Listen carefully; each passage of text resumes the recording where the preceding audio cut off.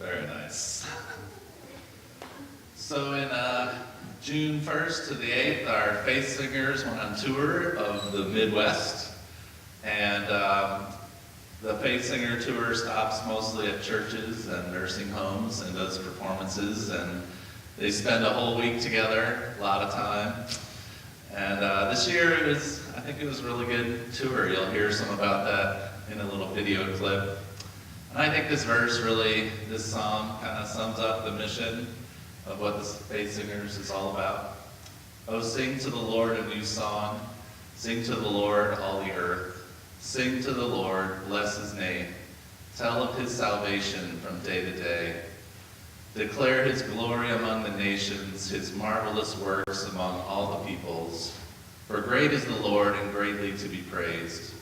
He is to be revered above all gods. For all the gods of the peoples are idols, but the Lord made the heavens. Honor and majesty are before him. Strength and beauty are in his sanctuary. We're going to have a couple of students, or a student and a leader, share their stories from the Faith Singers Tour.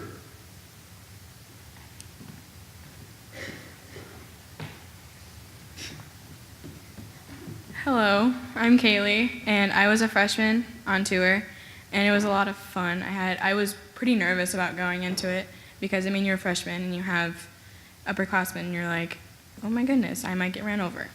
So we were, at this time we were traveling, and I was like, you don't even know where you were traveling to. And so we were stopped in Kentucky, and it was just downpouring. We were stuck in traffic for like an hour and a half. And we're watching Modern Family, because that's all we watched on tour. And so we were stopped there, and we all of a sudden, I think it was a couple of us, we look over, and they blocked off a road that you couldn't go up because I don't know what was wrong with it. And when you see white and orange, you think that you can't go through there. Well, these people didn't care. They got out of their cars, and they moved the thing, and they went through where you weren't supposed to go, and then they moved it back and kept going. And so we were just like, we all looked over, we were like screaming and all this kind of stuff. And then one time a cop came down and they saw it. Well, the girl didn't care, and she had a broken foot. And so she came out, and she was wobbling out to go move it. And she moved it, went through, and then she wobbled back to go move it back. And then the cop got her, but they kept getting caught or whatever.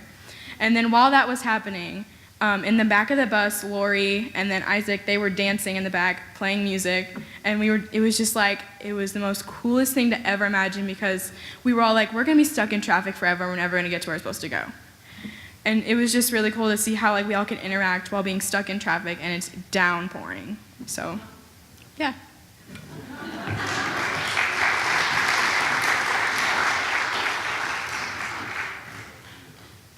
Hi, my name is Tyler Grudemeyer. For those of you who I don't know, I am not a youth. I know I might look like it, but I was the interim director of the Faith Singers this past year, and it was just a complete joy and honor to be able to do that.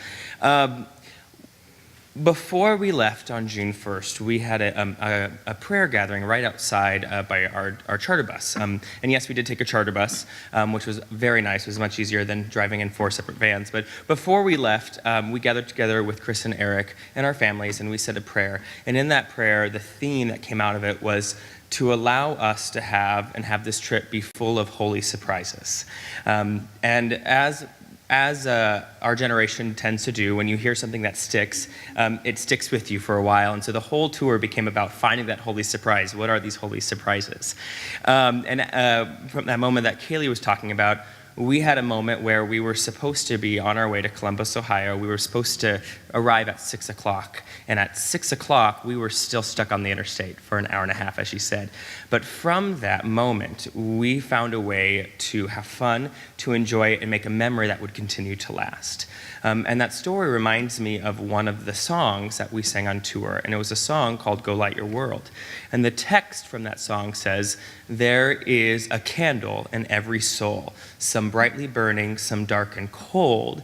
There is a spirit that brings a fire, ignites that candle, and makes us whole. And from that song, we were able to connect with our audiences, with our members of our temporary congregations, and we were able to share our love and to feel their love and have our souls connect. It was a beautiful experience. We started off here from Omaha on June 1st and traveled all the way out to Springfield, Missouri. From there, went to St. Louis and spent some time at the City Museum, which, if you've never been there before, it's sort of like an adult playground. It's kind of a trust exercise for me and the students, because at one point you can climb up outside about 6 stories above the ground over some airplanes, and all that's protecting you is wire mesh. And it sounds really dangerous. It's very safe. I was having a heart attack the entire time, but the kids were obviously having fun, pretending to fall over and give me, like I said, panic attacks. But it was a great experience for us there. We then went to Memphis, Tennessee, and we were able to go on Eat at the Pig on Beale. The next day we went to Nashville, and we were able to sing outside of the Grand Ole Opry, which was an amazing experience. A little bit different than what we're used to, but as I like to say, we got to open up for Martina McBride. It was 4 hours early than Martina McBride, but we still sang before she did, so our name was on there. Had an amazing time. Drove up to Columbus, Ohio, where we had another special experience, as you heard on our ride to Kentucky. But when we arrived in Columbus, we were actually there to sing at a service for a church that was celebrating 50 years of being a reconciling church, which means they were a church that was, they were celebrating 50 years of being open and affirming to the LGBTQ community. And that service was so unique for us in a way that not only was it a celebration, but it was such a celebration, it was so infectious with joy and love that it affected us within the first 5 minutes of being there. There was a smile on our face. We got to hear so many great stories and make memories from that service that I think will last a lifetime. From there, we were able to go to Cincinnati, Ohio, and then also Chicago before heading home to our wonderful home concert. And throughout the entire tour, one of my favorite things about us was hearing all these members of our temporary congregations come up and tell us how great it was to hear these students sing, how awesome they were. And for me, it was great to be able to say that our church is so loving of our youth and are so supportive of our youth program that it's just a blessing to be able to call this church our home. So thank you to all of you who made it out to our home concert, but also who have been so supportive of the Faith Singers and of all the mission trips and all the youth programs altogether. So thank you so much.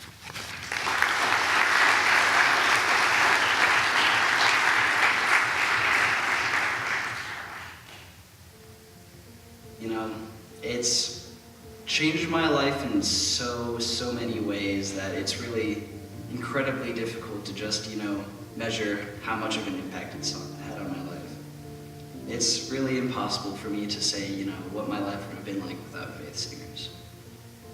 Generally, these tours are about, it's a combination of fellowship and performance. And this year, we went through St. Louis and Memphis and Columbus, Ohio, and Nashville, and Chicago, and back home. So you can see there's a lot of diversity in performance opportunities. Sometimes it's at a church, sometimes, and the most incredible ones, honestly, are at retirement communities. We went to one nursing home. That was really amazing because, they were really old people, and so it was hard to talk to them. But it was just really cool to see that and be able to appreciate everything you have. They were the best crowd I probably ever had. They felt the music, and I saw a lot of people crying because it was good music. And then there was this one particular lady, and the music the kids were singing was just touching something, and she just sort of lost it. And one of our adult leaders, Mary Dirks, who is the most empathetic person on the planet Earth, went over and grabbed her, and they held hands. And I just kept looking over at her, and it made me tear up. I'm trying to take pictures through tears, and I'm looking at the kids, and they're trying to sing through tears, because it was one of the most beautiful scenes I've ever seen. It was amazing. It was just one human being reaching in and touching the heart of another human being who really needed it. And that's really what their music is doing all the time. It taught me that our music really does change people's lives, and it does help them go through whatever hard times they're going through. But it definitely, helps me see the many ways that I can give back to the world. I don't just have to, go work at a soup kitchen or something to volunteer. I can bring, something a lot more spiritual as well, and that is also incredibly beneficial to people.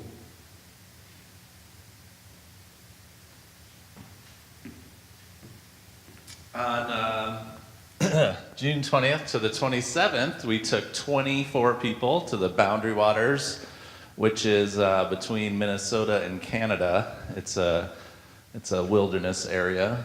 And we had 3 groups of 8, and they all made their different ways through the Boundary Waters canoe area wilderness.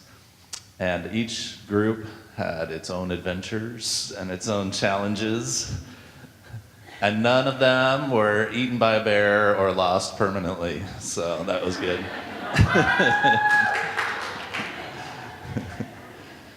And the Lord planted a garden in Eden in the east, and there he put the man whom he had formed. Out of the ground the Lord God made to grow every tree that is pleasant to the sight and good for food. The tree of life also in the midst of the garden, and the tree of knowledge of good and evil. I think the real kicker here is the line that says that God made to grow every tree that is pleasant to the sight. It's not just a utilitarian food and survival, but that God had people in mind, that God cares.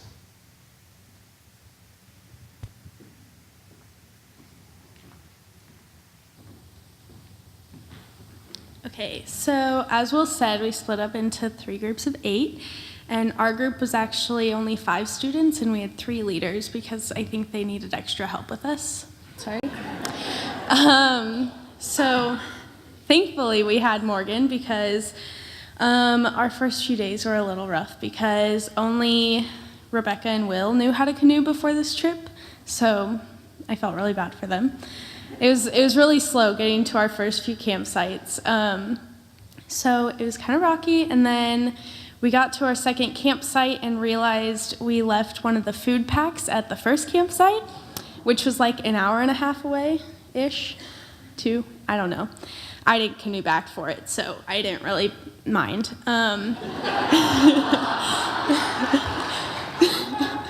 So that night, so Rebecca and Will had to go back for it. So we were all sitting around the campfire deciding who we were going to eat because we didn't think they were going to come back in time. And so we were eating these jelly beans out of a game, and that's all we had to eat. And so we thought we were going to die, but it was fine.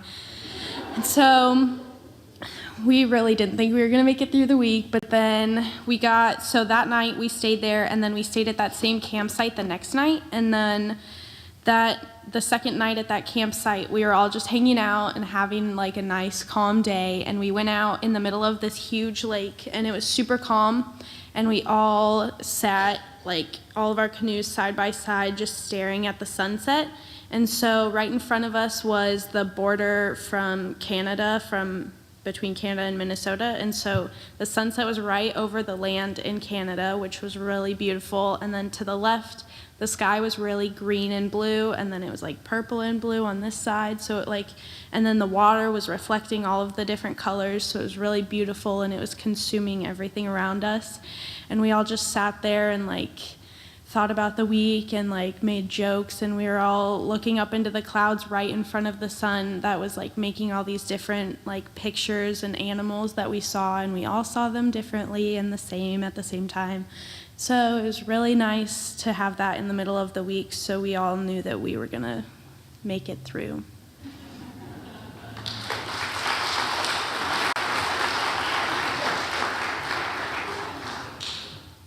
Hello, I'm Katrina Stanek, and I was in a group with Jeff and Peggy as our leaders, and it was a trip. So on the first day, we got dropped in Seagull Lake, and Seagull Lake, it's a pretty big lake, but it's not the biggest one by any means. And so we were canoeing through this lake, and it had been 4 hours. It was 4 in the evening. We hadn't stopped for lunch yet, and everyone was just so tired and hungry, and we were just please let there be an open campsite somewhere. And so we found a campsite that we thought was going to be open, and in order to get there, we had to cross across the whole entire middle of the lake. Probably not the best idea, but we decided to do it anyway because we were hungry. And so we got to the center point of the lake, and it started getting super windy. And Cooper and I actually got turned parallel to the waves, so the waves were pushing us backwards, and everyone else was cutting through the waves, having a decently hard time, but Cooper and I are struggling really bad. And so we were so far behind them and not gaining ground. We were going backwards, even though we were paddling as hard as we could. And I was just starting getting more and more hopeless, like, oh my God, we are not going to get to this campsite. And Cooper just sets down his paddle and he goes, "We're going to die." and so me being in my state of mind, I was like, oh my God, we're going to die, and I am going to fall into this lake and sink to the bottom, and no one's going to find me because who knows how deep this lake is.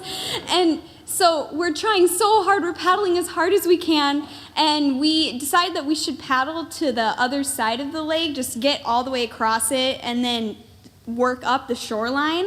And we managed to wedge ourselves in between this rock and this tree branch thing, and we're just sitting there waiting for our leaders to come and rescue us.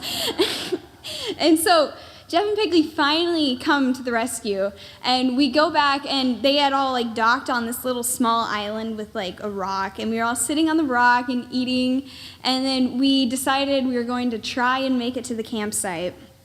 And we made it. It was 5:30, but we made it. And we ate lunch and dinner, and it was so nice. And I just remember looking at the view and thinking, I thought I was going to die in this same exact spot, but right now I love this view. It's amazing. And I realized that nature is so big, and you feel so small, but at the same time, you feel like nature's your home. And I wouldn't trade it for anything else.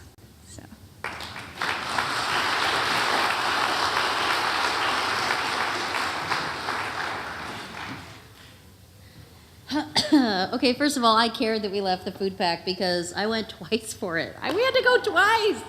Oh my God, we rode, 5 times. The biggest body of water was Lake Saginaga, and I crossed it 5 times in one day. You're welcome. That you all ate and survived. You're welcome. No, it was actually really great.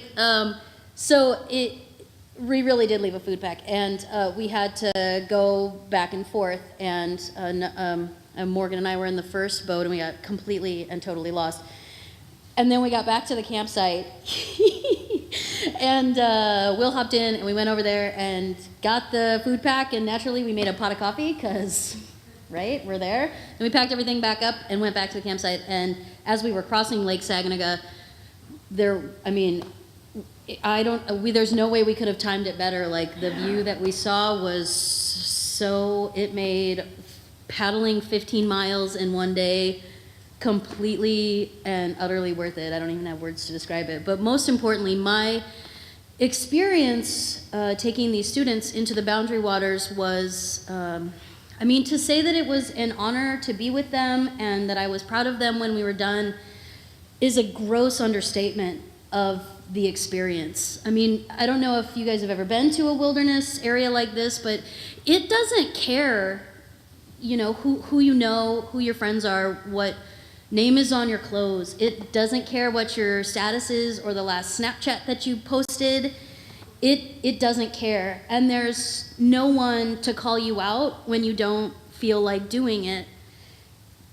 But really what that means is that this place, this wilderness, doesn't meet you as the person you think you are. It meets you as the person you really are. And so as we were paddling with these students, they were tired, we were all tired, and on more than one occasion, one of them would say, I cannot do this anymore, I can't do this. And then they would paddle for another 2 hours against wind that was relentless, that it didn't matter that you didn't know how to do it. But they really found, I hope that you found something in yourselves. And I believe that the students we took into the Boundary Waters were different people when they came out. And so the hard part for us is going to be to encourage them to continue being those different people, the real people who they are in this world. So, thanks.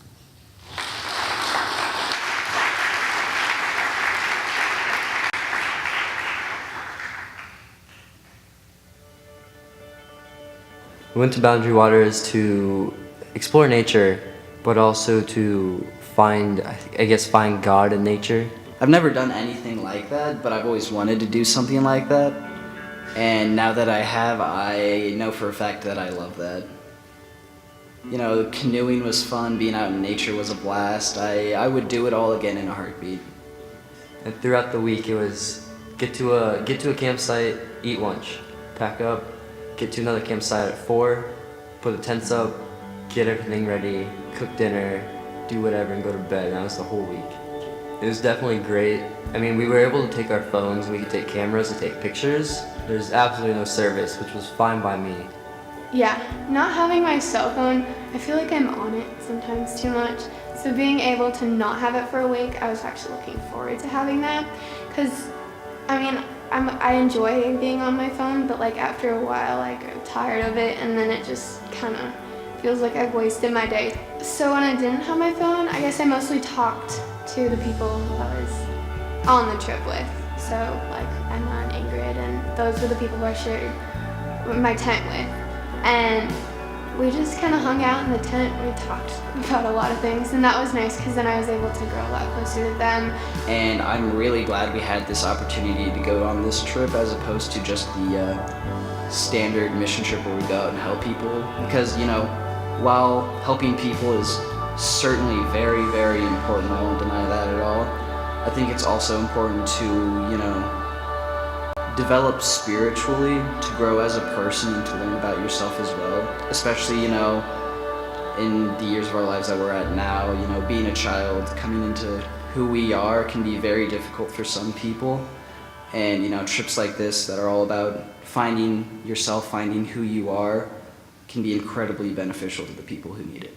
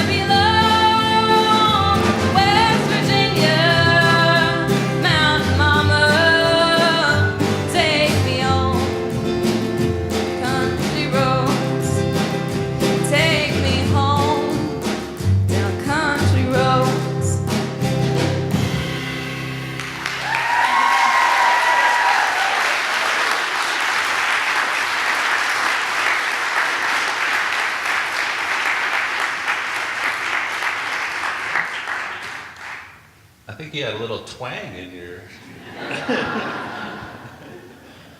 I just wanted to say, those lakes in Minnesota are huge. Some of those you can't even see to the other side.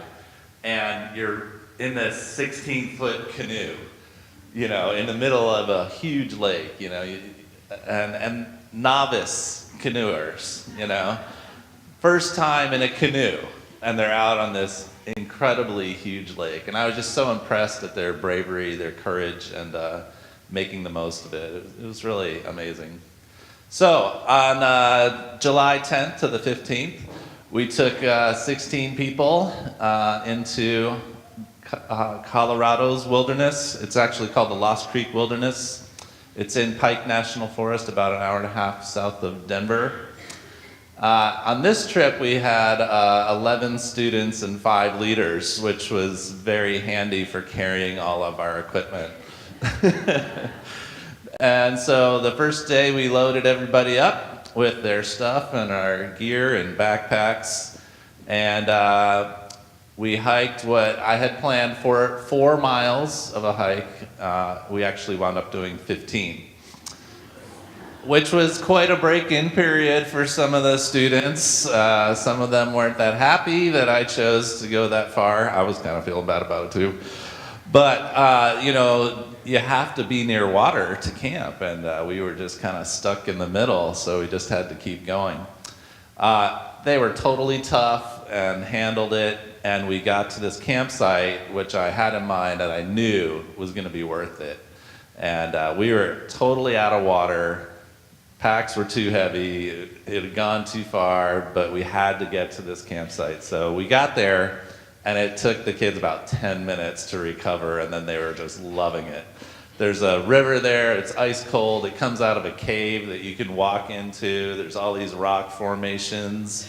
It's just a really fun place. So they made me promise them that we could take the day off the next day. So I granted that wish, and the next day, they just played in this place all day. They're going up the mountain, they're climbing on the rocks, they're walking through this river, through the cave, into the rapids on the other side. I mean, they just totally played outside in this awesome area all day. And I think they had a hard time leaving this place, because it was so special and cool. And I just thought, yeah, this is what we needed to do all day. So then the next day we hiked another 15 miles.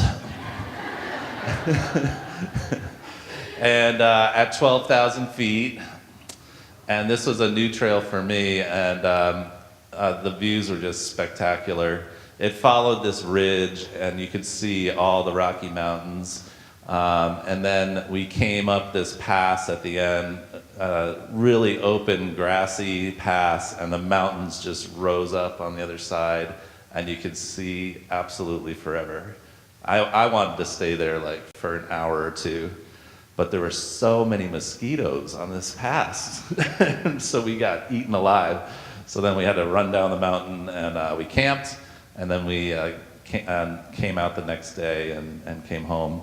And I was just so impressed with how tough our junior hires were. This was not like a walk around Zarinsky, This was a major hike that not everybody enjoys doing, and I think they might have enjoyed it.